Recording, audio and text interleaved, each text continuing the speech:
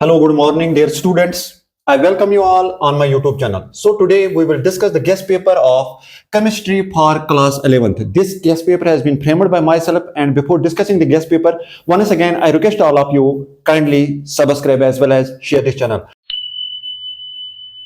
इस पेपर में almost 9 units है, सो हर किसी यूनिट में अलग तरीके से हम क्वेश्चंस देंगे।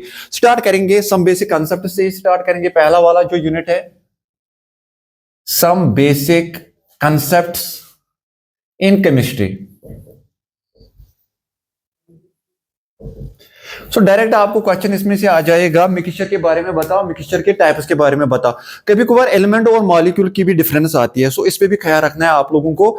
और इसके साथ साथ आपको क्वेश्चन इसमें बन जाएगा दैट इज एसआई यूनिट्स क्या होते हैं। एसआई यूनिट्स में स्पेशली टेम्परेचर पे फोकस करना है, टेम्परेचर की डेफिनेशन बोलनी है, टेम्परेचर को केल्विन और फ़ारेनहाइट स्केल में बताना है। सो महत्वपूर्ण क्वेश्चन ये भी है। इसके साथ साथ सिग्निफिकेंट फिगर्स क्या होते हैं, कैलकुलेशन बतानी है। वहां से आपको 4-5 थोड़ा बहुत ऑब्जेक्टिव्स आ जाएंगे, आपको बताएंगे कि सिग्निफिकेंट फिगर्स इसमें कितने क्या है, 2-3 रूल्स है, उनसे निकल जाता है, ठीक है ना। इसके साथ साथ आपको इसमें से क्वेश्चन आ जाएगा लॉ ऑफ केमिकल कॉम्बिनेशन के बारे में बताना है, जैसे definite proportion and multiple proportion. बहुत अच्छा क्वेश्चन है, इसमें से जरूर आता है। So laws of chemical combination, chemical combination. अच्छा, इसके साथ इंपॉर्टेंट क्वेश्चन इसमें बन जाएगा डाल्टनस एटॉमिक थ्योरी। बहुत इंपॉर्टेंट क्वेश्चन है, लंबा सा क्वेश्चन है, डाल्टनस एटॉमिक थ्योरी एंड साथ में एवोगाड्रोस लॉ बताना है, एवोगाड्रोस लॉ। फिर उसके बाद कुछ सिंपल सी टर्म्स आ जाएंगे आपको। मास परसेंटेज क्या होता है, मोलरिटी क्या होती है, नॉर्मलिटी क्या होती है, मोल फ्रैक्शन क्या होता है। इन क्वेश्चंस पे थोड़ा ख्याल रखना है। पीपीएम पिछली बार आया था, सो जब आपकी जो कंसंट्रेशन है या जो सॉल्यूट है बहुत कम अमाउंट में होगा, उसको हम बोलते हैं, उस टाइम हम कंसंट्रेशन या पीपीएम के थ्रू हम उसको रिलेट करते हैं, ठीक है ना। सो ये ओवरऑल फर्स्ट जो हमारा यूनिट है इसमें से इतना काफी है। Coming to second unit, second unit की बात हम करेंगे। हमारा सेकंड यूनिट है स्ट्रक्चर ऑफ एटम। बहुत इंपॉर्टेंट यूनिट है, लंबा सा यूनिट है, उसमें हम कुछ ही क्वेश्चन देखेंगे। Structure of atom, structure of atom की बात करेंगे, डायरेक्ट आपको आ जाएगा रदरफोर्ड मॉडल और उसके लिमिटेशंस बताने कि रदरफोर्ड मॉडल में क्या क्या है, पोस्टुलेट्स क्या है और उसकी limitations. Rutherford model and limitations and limitation. Similarly, Bohr's model। फिर उसके बाद आपको ख्याल रखना है इसमें हमारे कुछ टर्म, जैसे हाइजेनबर्ग्स अनसर्टेनिटी प्रिंसिपल के बारे में बात करनी है और डी ब्रोगलीज वेव इक्वेशन के बारे में बात करनी है, वो डिटरमाइन भी करने हैं, specially de Broglie wave equation, ठीक है ना। अच्छा, इसके बाद हमारे दो नेचर से, एक पार्टिकल नेचर, एक वेव नेचर। वेव नेचर पे हमें इलेक्ट्रोमैग्नेटिक रेडिएशन की बात करनी है। अगर हम पार्टिकल नेचर देखेंगे, वहां डी ब्रोगली वेव इक्वेशन और photo electric effect, specially photo electric effect भी ख्याल रखना है। सो हमारी black body radiation and photo electric effect, photo electric effect. अच्छा, इसके बाद अगर हम बात करेंगे, सिंपल से टॉपिक है, क्वांटम नंबर्स क्या होते हैं, उनकी सिग्निफिकेंस क्या होती है, principal quantum number, azimuthal quantum number, magnetic quantum number. अच्छा, इसके बाद बात करनी है कभी कभार एटॉमिक नंबर, एटॉमिक मास की भी हल्की सी डेफिनेशन देंगे, आइसोटोप, आइसोबार, आइसोसिटीर की बात करनी है। इसके साथ साथ आबो प्रिंसिपल क्या होता है, पॉलीज एक्सक्लूजन प्रिंसिपल क्या होता है, हुंडस रूल। बस एनफ इसमें हो गया हमारा, उसी से हमारी इलेक्ट्रॉनिक कॉन्फ़िगरेशन भी आ जाएगी। ये खत्म हो गया हमारा structure of atom.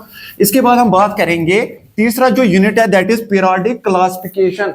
Periodic classification छोटा सा ही यूनिट है, कुछ ही क्वेश्चन याद करने हैं उसमें। पीरियोडिक क्लासिफिकेशन तीसरा unit, periodic classification.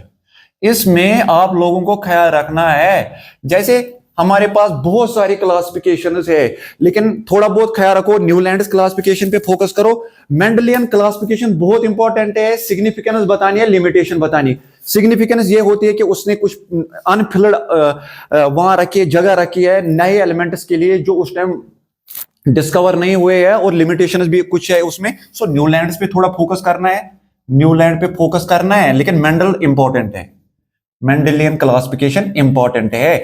Modern periodic classification हर किसी को पता है, लेकिन इसमें बेस बताओ मुझे कौन सी है। मॉडर्न पीरियोडिक लॉ पे फोकस करना है, modern periodic law. Periodic law. उसके बाद कुछ प्रॉपर्टीज की बात करनी है, जैसे एटॉमिक रेडियस, आयनिक रेडियस, उनकी वेरिएशन बहुत इंपॉर्टेंट है, बहुत इजी है, along the period, along the group, easy है। और इसमें क्वेश्चन दो में से बिल्कुल एक आ जाएगा, लंबा सा क्वेश्चन। आयनाइजेशन पोटेंशियल क्या होती है, यहां जिसको बोलते हैं इलेक्ट्रॉन एंथैल्पी क्या होती है, उसके फैक्टर्स बताने हैं। सिमिलरली आपको बात करनी है इलेक्ट्रॉन गेन एंथैल्पी की बात करनी है, उसके फैक्टर्स बताने हैं, ठीक है ना। और लास्ट में इसमें से बन जाएगा हमारे पीरियोडिक क्लासिफिकेशन में, नहीं इसमें इतना काफी है, ठीक है ना। इसके अलावा बिल्कुल इसमें ज्यादा ख्याल नहीं रखना है, इतना काफी है। Now coming to one more unit, we have thermodynamics. Thermodynamics, thermodynamics की जब हम बात करेंगे बहुत इजी है। थर्मोडायनेमिक्स में आपको सिस्टम की बात करनी है, कभी कभार आपको आ जाएगा सिस्टम क्या होता है, सराउंडिंग क्या होता है। सिस्टम पे ख्याल रखना है, सिस्टम के कितने टाइप्स होते हैं, types of system, open, closed end isolated.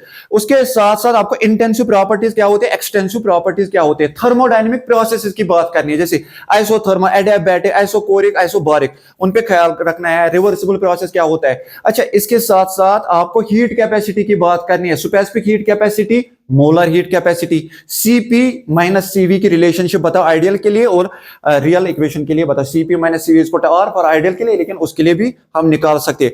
अच्छा, इसके साथ लंबा क्वेश्चन आ सकता है, फर्स्ट लॉ ऑफ थर्मोडायनेमिक्स की बात करनी है, इंटरनल एनर्जी की भी बात करनी है, ठीक है। ये लंबा क्वेश्चन है। साथ में इसमें से आपका क्वेश्चन बन जाएगा, what do you mean by spontaneous reaction and what is it is criteria. Criteria आप एंट्रोपी भी ले सकते हो, क्राइटेरिया आप फ्री एनर्जी भी ले सकते हो। कभी कभार हेसिस लॉ भी आ सकता है, सो हेसिस लॉ पे भी ख्याल रखना है, ठीक है ना। ये थर्मोडायनेमिक्स में हमारे इंपॉर्टेंट क्वेश्चंस है। Now coming to one more unit, we have redox reaction. Redox reaction की बात करेंगे। रिडॉक्स बहुत इजी है। रिडॉक्स रिएक्शन आपको बताना है, रिडॉक्स रिएक्शन क्या है on the basis of electronic configuration. Electronic configuration के बुनियाद पे आप बताओ, on the basis of electronic configuration. Electronic configuration मुझे बताओ कि रिडॉक्स रिएक्शंस क्या होते हैं, ऑक्सीडेशन क्या होता है, रिडक्शन क्या होता है। इसमें आपको आ जाता है ऑक्सीडाइजिंग एजेंट क्या है, एंड रिड्यूसिंग एजेंट। साथ में कभी कभार आ सकता है आपको डिस्प्रपोर्शन रिएक्शन क्या होती है, डिस्प्रपोर्शनल रिएक्शन। कॉम्बिनेशन एंड डिकम्पोजिशन पे भी थोड़ा ख्याल रखना है बस। कॉम्बिनेशन एंड डिकम्पोजिशन खत्म, ये वाला यूनिट भी हमारा खत्म हो गया, रिडॉक्स रिएक्शन भी खत्म। Now coming to bigger unit, we have chemical bonding. Chemical bonding की बात करेंगे, अच्छा सा यूनिट है केमिकल बॉन्डिंग। केमिकल बॉन्डिंग, अगर हम केमिकल बॉन्डिंग की बात करेंगे, डायरेक्ट आपको क्वेश्चन आ सकता है, लिविस स्ट्रक्चर बताओ, मीथेन का बताओ, इथेन का बताओ, प्रोपेन का बताओ। वो डायरेक्ट आपको ऑक्टेट रूल से समझ में आ जाएगा। ऑक्टेट रूल बताना है मुझे और उसके लिमिटेशंस बताओ। ऑक्टेट लॉ या rule and limitations. Octet rule क्या होता है, उसके लिमिटेशंस क्या होता है। साथ में मुझे बताओ फार्मूला चार्ज क्या होता है। फार्मूला चार्ज निकालने का, formula charge is equal to V minus U minus L divide by 2, ऐसे निकाल सकते हैं आराम से। वैलेंस इलेक्ट्रॉन्स कितने होते हैं, अनशेयर्ड इलेक्ट्रॉन्स कितने होते हैं, शेयर्ड इलेक्ट्रॉन्स कितने होते हैं, डिवाइड बाय 2। सो खत्म कर सकते हैं इससे भी। साथ में आपका क्वेश्चन बन जाएगा इसमें, बॉन्ड लेंथ बताओ, फैक्टर्स बताओ, बॉन्ड ऑर्डर बताओ, फैक्टर्स बताओ, डायपोल मोमेंट बताओ, फैक्टर्स बताओ, डायपोल मोमेंट एंड फैक्टर्स, खत्म। Bond length, bond order, dipole moment बताओ, बिल्कुल इजी है। इसके बाद हम देखेंगे इसमें से क्या कौन सा क्वेश्चन आ जाएगा। वेस्पर थ्योरी की बात करनी है इसमें। वेस्पर थ्योरी बताओ, शेप बताओ मुझे मॉलिक्यूल्स की। VSEPR theory, VSEPR theory, shape बताओ मुझे मॉलिक्यूल्स की, ठीक है ना। हाइब्रिडाइजेशन कंसेप्ट बताओ, 2-3 हाइब्रिडाइजेशन बताओ, sp3, sp2, sp हाइब्रिडाइजेशन बताओ, खत्म हो जाएगा ये भी। हाइड्रोजन बॉन्डिंग की बात करनी है, उसमें स्पेशली टाइप्स की बात करनी है हाइड्रोजन बॉन्डिंग की। फैक्टर्स भी बताओ थोड़ा हल्का सा। लास्ट वाला टॉपिक इसमें MOT, molecular orbital theory, O2 molecule के बारे में बताओ। पोस्टुलेट थोड़ा बहुत लिख लो, खत्म करो ये वाला, ठीक है ना। हमारा केमिकल बॉन्डिंग भी खत्म हो गया। Now we have 2 organic units. Organic unit देखेंगे 2 कौन से है। एक है जनरल ऑर्गेनिक केमिस्ट्री, जिसको बोलते हैं GOC। Tetrahedral nature of carbon की बात करो। टेट्राहेड्रल नेचर में मुझे बताओ क्या क्या चीजें जिसे हम बोल सकते हैं कि इसका टेट्राहेड्रल नेचर है। आइसोमेरिज्म की बात करो, स्टीरियो आइसोमेरिज्म की बात करो, ठीक है ना। इसके साथ कैटिनेशन प्रॉपर्टी बताओ, होमोलॉगस सीरीज क्या होता है, खत्म। ये 2-3 क्वेश्चन शॉर्टकट आ जाएंगे। मुझे बताओ कार्बोकैटायन क्या होता है, उसका स्ट्रक्चर क्या है, what are it is stability order मुझे बताओ, ठीक है ना। स्टेबिलिटी ऑर्डर मुझे, सिमिलरली कार्बोएनाइन का भी वैसा ही है। इफेक्ट्स बताओ मुझे, इंडक्टिव इफेक्ट क्या है, रेजोनेंस क्या है, hyper, specially resonance hyper conjugation पे, या इंडक्टिव इफेक्ट रेजोनेंस पे। मुझे लग रहा है बिल्कुल बीच में जो रेजोनेंस है ये आ जाएगा।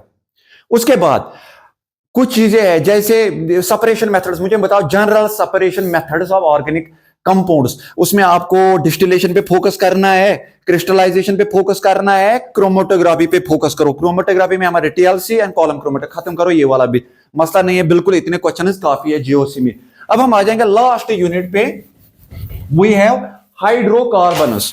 हाइड्रोकार्बनस बिल्कुल इजी यूनिट है। अल्केन की पहले हम बात करेंगे। अल्केन में हम देखेंगे क्या क्या आ जाएगा।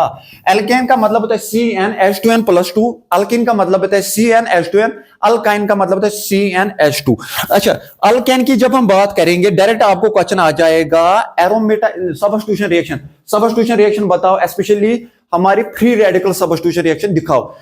फिर रिएक्शन इसके साथ साथ आ जाएगी एरोमेटाइजेशन रिएक्शन बताओ, और साथ में जब हम कंबशन करते हैं कंबशन रिएक्शन दिखाओ। सो अल्केन में इतना काफी है। और अल्केन में साथ में आपको कन्फॉर्मेशन दिखाओ। इथेन की बताओ मुझे भाई, इथेन की बताओ, इथेन की मुझे बताओ। साहरस बनाओ, इक्लिप्स बताओ, सीधा वाई सीधा वाई एंड उल्टा वाई बनाओ, खत्म करो इसको। सारस को न्यू मैन में बना दो, खत्म करो, ठीक है ना। या सारस बताओ मुझे, खत्म करो ये वाला अल्केन का। अब हम आ जाएंगे अल्कीन का। अल्कीन का हम देखेंगे क्या क्या है अल्केन में। अल्कीन जो है, अल्कीन की पहले मुझे क्लासिफिकेशन करके दे दो, सॉरी प्रेपरेशन करके दे दो। रिएक्शन डायरेक्ट आपको आ जाएगा। डिहाइड्रो हैलोजिनेशन रिएक्शन क्या है, वहां मुझे बताओ सेटजेप रूल क्या है, हॉफमैन रूल क्या है। सेटजेप तब बनता है जब हमारी बेस छोटी हो, हॉफमैन तब हम यूज करते हैं जब हमारी बेस बड़ी है, जैसे इथॉक्साइड, प्रोपॉक्साइड। छोटी बेस का मतलब सोडियम हाइड्रोक्साइड, पोटेशियम हाइड्रोक्साइड, ये प्रेपरेशन मेथड से। लेकिन रिएक्शन कौन कौन सी आती है, बहुत महत्वपूर्ण रिएक्शन है। हाइड्रोजन हैलाइड ऐड करो अल्कीन पे, मार्कानी कपस रूल बताओ, एंटी मार्कानी कपस रूल बताओ, साथ में मुझे ओजोनोलिसिस भी बताओ, पानी भी कभी ऐड करो इस पे, खत्म, अल्कीन का भी खत्म। अब हम अल्काइन देखेंगे। अल्काइन का जनरल मुझे बताओ, why alkynes are more acidic than alkenes and alkanes. इसमें से ये महत्वपूर्ण है। कुछ रिएक्शन बताओ मुझे, आप मेटल ले लो, उसके साथ रिएक्शन करो, सॉल्ट बना दो। अच्छा, इसके साथ साथ कभी कभार आ सकता है इसमें क्वेश्चन, एरोमेटिक क्वेश्चन आ जाए। What are aromatic compounds, what is their criteria, criteria क्या है एरोमेटिसिटी का, वो मुझे बताओ। जैसे हक रूल है, साइक्लिक है, प्लेनर होना चाहिए, 4n+2 इलेक्ट्रॉन्स होने चाहिए। सिमिलरली एंटी एरोमेटिक में उल्टा है, 4n इलेक्ट्रॉन्स होते हैं, ये भी बताना है। इलेक्ट्रोफिलिक सबस्टिट्यूशन रिएक्शन बताओ मुझे, एंड उसका मैकेनिज्म हल्का सा लास्ट वाली रिएक्शन जो इसमें आ जाएगी, ortho, para and meta effect of different substituents. So this was all about the guest paper of 11th class for chemistry. Hopefully you will get maximum marks from this very guest. Thank you for your cooperation.